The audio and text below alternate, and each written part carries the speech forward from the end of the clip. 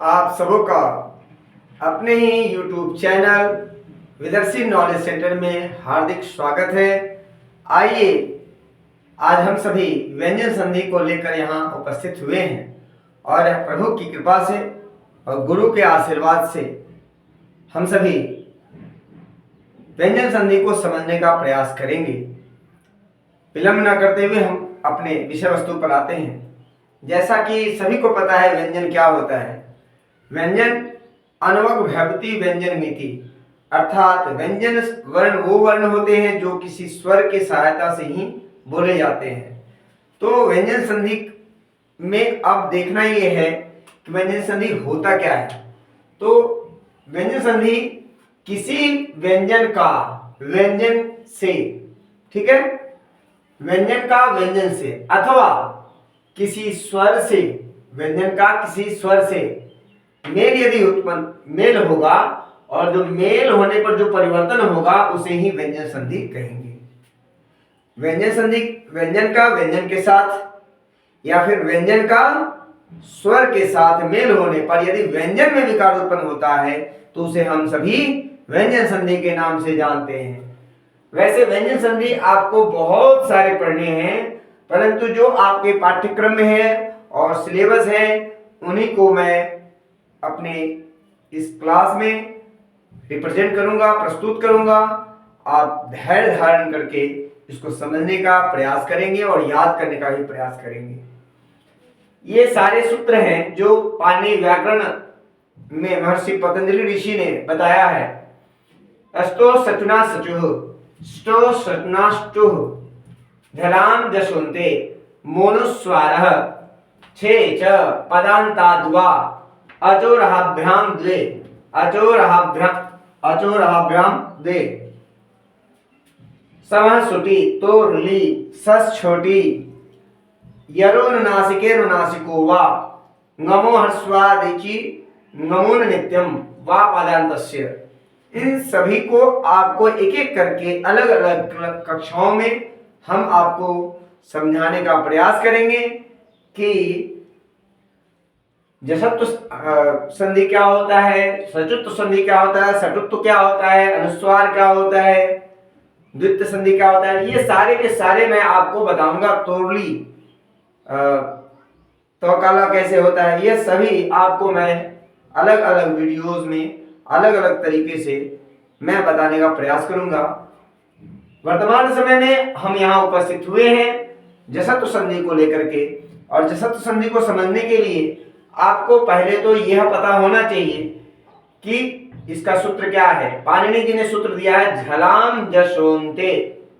इसका मतलब यह होता है कि पद के अंत में ये देखिए ये सारे पद है, दिक गज अच अंत। तो पद के अंत में ये पद का अंत है, देखिए दिक शब्द है एक, और दिक शब्द के पद का जो अंत है वह क्या है, क है, ठीक है। तो इसको कहते हैं क्या कि पद झलाम जशोन्ते, पद के अंत में वर्तमान झलों को जस आदेश होता है, ठीक है। पद के अंत में वर्तमान झलों को जस आदेश होते हैं व्यंजन संधि में। तो झल क्या होता है आपको यहाँ मैंने लिख दिया, झल प्रत्याहार, और जस क्या होता है यह भी मैंने लिख दिया है। अब इसका वर्णन मैं अब करता हूं। यदि वर्ग के प्रथम वर्ण, ठीक है, यदि वर्ग के प्रथम वर्ण, ये देखिए इसमें यदि वर्ग के प्रथम वर्ण के बाद, यदि वर्ग के प्रथम वर्ण के बाद किसी वर्ग का तीसरा चौथा वर्ण रहे या य ल व रहे या कोई स्वर रहे तो प्रथम वर्ण का उसी वर्ग का तृतीय वर्ण हो जाता है। अब देखिए क्या है, अब यहाँ पर वर्ग वर्ग कहा जा रहा है। क वर्ग का मतलब होता है क ख ग घ अंग, च वर्ग का मतलब च छ ज झ इ य, ट वर्ग का मतलब होता है ट ठ ड ढ ण, त वर्ग का मतलब होता है त थ द ध न, प वर्ग का मतलब होता है प फ व भ म, और अंतस्थ य र ल व। तो ये यह अंतस्थ वर्ण है य र ल व। और एक और कहा गया कोई स्वर रहे। स्वर आपको मैंने पिछली कक्षा में पढ़ाया था, स्वर कितने होते हैं, कौन कौन है। तो हर्ष स्वर पढ़ाया था, दीर्घ स्वर पढ़ाया था और प्लुत स्वर पढ़ाया था। तो ये 3 तरह के स्वर मैंने बताया था पिछली कक्षा में। तो ये स्वर रहे तो क्या हो जाता है, प्रथम वर्ण के बाद, देखिए किसी वर्ग के प्रथम वर्ण के बाद, देखिए प्रथम वर्ण है ना ये अच, अच का च प्रथम वर्ण है, और इसके बाद यदि कोई स्वर रहे तो क्या हो जाता है, इसी वर्ग का तीसरा हो जाएगा। तीसरा मतलब यह हो जाएगा, देखिए यह तीसरा वर्ण, ठीक है, ये तीसरा वर्ण है ना, ज ब ग ड द। देखिए यहां पर ज ब ग ड द, देखिए ज ब